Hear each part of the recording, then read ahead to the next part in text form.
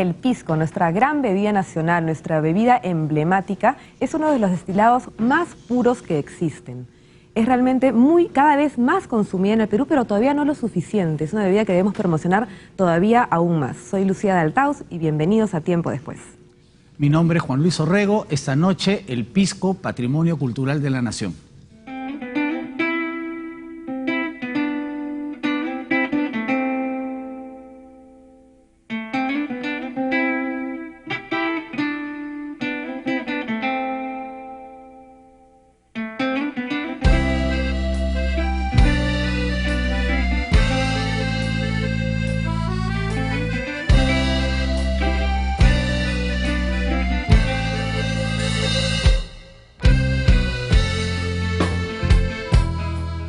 Buenas noches, amigos.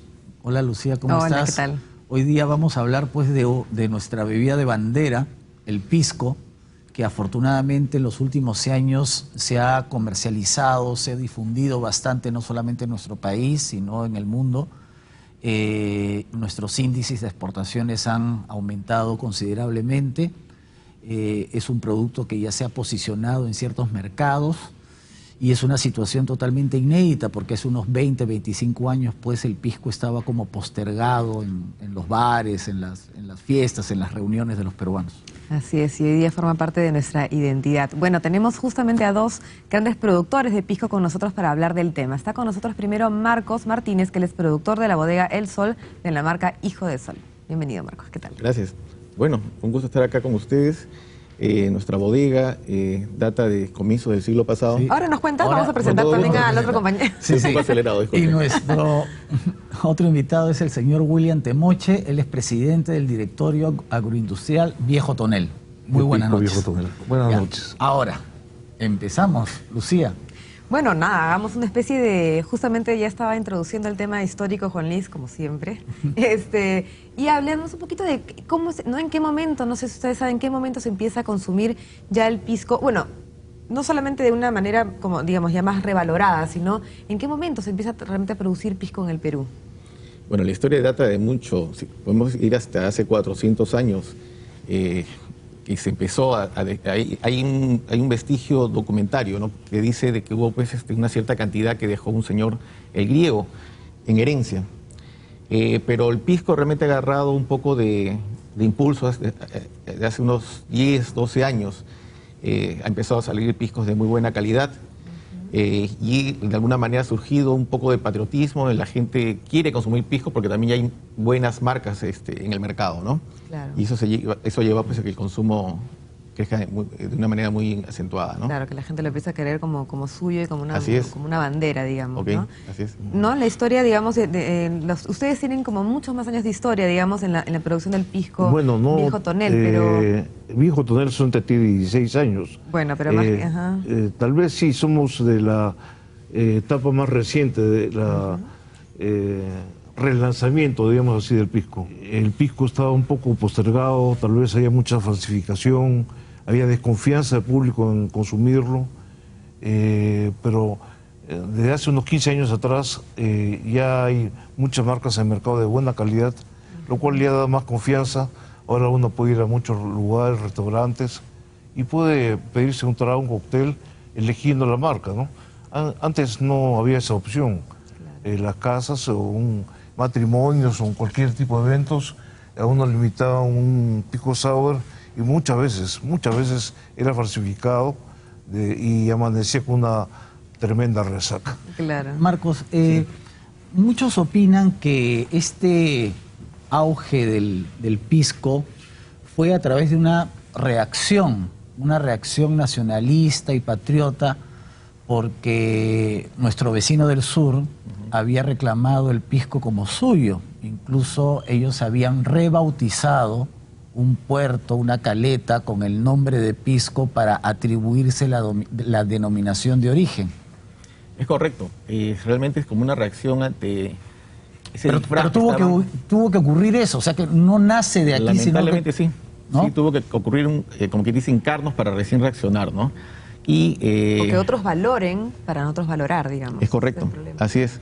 siendo pues un destilado de distinta calidad. El nuestro tiene otras características. La variedad de uvas que tenemos nosotros son muchas en el tema de las uvas pisqueras, ¿no? Esa variedad no la tiene Chile, ¿no? Ni tampoco el terroir que sí tiene el Perú, que en ese sentido sí tenemos ventajas en el tema de terrenos, más no tanto en el vino como sí las tienen ellos, ¿no? Ya, y ahora, técnicamente ustedes que son productores, ¿cuál es la diferencia entre un destilado y un aguardiente? Bueno, ambos son destilados. Si nos referimos al producto que hacen en Chile,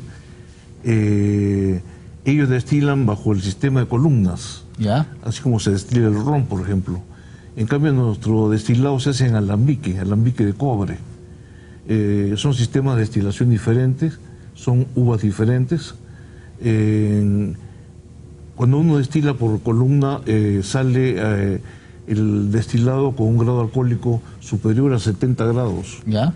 En cambio, en el alambique uno puede graduarlo, se corta cabeza, se corta cola, y en promedio sale con un porcentaje de 41 o 43 grados de Claro, contenido alcohólico. yo les hacía esa pregunta porque los puristas aquí en el Perú dicen, pues, nosotros tenemos un destilado que es el pisco y ellos tienen su aguardiente. En realidad son cosas iguales en cuanto a palabra. ¿Ya? Los productos son diferentes, pero El nosotros resultado final es distinto. Pero también Sí. es distinto porque la uva es distinta o por Sí, también, también. por el proceso de destilación. el proceso, como decía, es mediante columnas, la destilación Ya, mediante ahí columnas. dice, ajá. Y entonces, para que sea tomable, tienen que agregarle agua. En cambio, el pisco Esa es la peruano, diferencia, claro. el Claro. pisco peruano, por definición, por la norma técnica, no puede ser adicionada con agua. O sea, es mucho más puro, mucho más, obviamente. Es puro. Es puro, Es digamos, no es puro. mucho más, es puro. Es puro, sí. Yo creo que esa es la principal diferencia, que ellos añaden el agua para bajarlo. En cambio, el de nosotros es el destilado que prácticamente sale del alambique.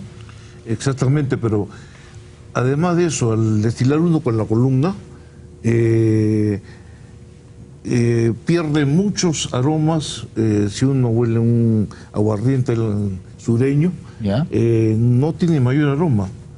Es más, ellos lo consumen con Coca-Cola para darle algún sabor.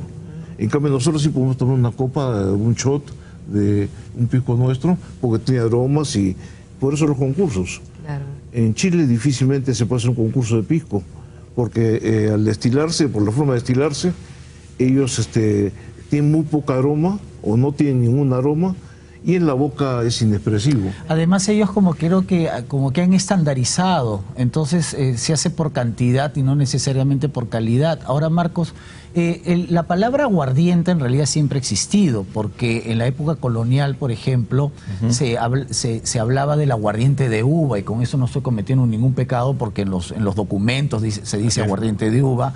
Los viajeros en el siglo XIX hablan de aguardiente de uva, ¿no? Pero el aguardiente de uva tenía sus denominaciones. En esa época no existía todavía la denominación de origen, pero había el aguardiente de uva de Nazca, de Palpa, o el que se producía en Moquegua, o en Tacna, en Arequipa. Es decir, es una producción que viene sobre todo en cantidades del siglo XVII, que iba a las minas. Pero después ya los peruanos nos hemos uniformizado en el buen sentido de la palabra para darle un nombre, el de pisco, a este aguardiente de uva. Claro que sí. El nombre aguardiente es un nombre genérico. Claro. De cualquier destilado y en las zonas, en cualquier zona determinada. Para que sea pisco ya tiene que estar hasta un máximo de altitud de 2000 metros, y en las zonas geográficas que se ha establecido, ¿no? Que son Lima, Ica, Moquegua, Tacna y Arequipa, ¿no? Claro, ahora, Para que se denomine como tal pisco. Claro. Ahora, volviendo un poquito a la historia del pisco mismo, en el momento en que, eso hace 15 años que estamos diciendo, o no sé, ¿no? Aproximadamente. Es la historia reciente. Claro. Sí, En sí. ese momento es que en el Perú es que empieza el auge, o en el extranjero. ¿En qué momento empieza la exportación? ¿O se da en paralelo o es anterior? ¿Cómo es? Bueno, de la producción peruana lo que se exporta es muy poco. Tal vez no llega a un 5% de la producción. Es el consumo nacional, y todavía hay techo para crecer dentro del mercado peruano. Quienes apuntan a la exportación son pocas compañías. El mercado internacional muchas veces demanda grandes volúmenes, y en el pisco hay pequeños productores. Son pocos los grandes productores. Entonces eso un poco nos limita a exportar Y cuando dice que el Perú todavía tiene más espacio, ¿se refiere, por ejemplo, a más marcas o a más cantidad No, dentro de lo más que hay, consumidores. más consumidores, pero Más si hay más consumidores, sí. consumidores necesitamos más oferta también. Sí, también, lógico, Ajá. sí. Algo Por- que leí en alguna oportunidad, disculpe que te interrumpa, es con respecto al mercado interno, ¿no? En el caso de Chile, el aguardiente que ellos tienen, que le llaman también pisco, tiene un porcentaje altísimo, creo que es algo así del 90% de los aguardientes son su pisco que ellos tienen, ¿no? En el caso del peruano no, es a la inversa, el tema de destilados es muy poquito, el pisco, nuestro pisco es consumido por muy poca gente todavía. O sea que hay un techo enorme para crecer, pero es cuestión de tiempo, de esfuerzo. Eso quiere decir que esfuerzo bebidas como el grande. ron, por ejemplo, son más consumidas en el Perú que el sí. pisco, ¿no? Claro que sí, el Por whisky. el momento sí, pero Y el whisky también. Pero en pero crecimiento igual el peruano, ¿no? El crecimiento del pisco sí Ahí se he ve año a crecido, año. claro. Así Con es, el famoso sí. chilcano, por ejemplo. Ya no ni siquiera hablamos del pisco sour, que es un clásico, pero No. el chilcano, por ejemplo, se ha posicionado entre los jóvenes, digamos. Sí, es un trago fácil de preparar, bastante gentil. Y fresco. refrescante, pues, ¿no? Así es. Ahora, antes de este boom del pisco, vamos a hablar, porque se ha tratado de un boom, no se dejó de producir pisco, o sea, la gente seguía consumiendo pisco, y yo recuerdo, pues, que muchos consumían piscos artesanales, de distribución muy privada, casi familiar, que eran muy buenos, y no era el pisco que tú encontrabas en las bodeguitas o en los supermercados, o sea, creo que a ese nivel estaba la producción y el consumo, ¿no? Así es. Lo que llamamos piscos de chacra. Claro. Sí, eso felizmente de repente fue El refugio, ¿no? El remanente fiel que Sí, quedó sí, del sí, pisco. Bueno, y también hay que reconocer que algunas marcas comerciales que tienen mucho tiempo también han producido pisco durante varios años permanentemente. No podemos generalizar que ha habido una época en que no ha habido pisco. No, siempre lo Siempre hubo. lo Lo que hubo, pasa es que pero- había un público conocedor que Sí. apreciaba, porque socialmente, por ejemplo, nadie se aparecía en una reunión con una botella de pisco. No. O nadie regalaba una botella de pisco, ¿no?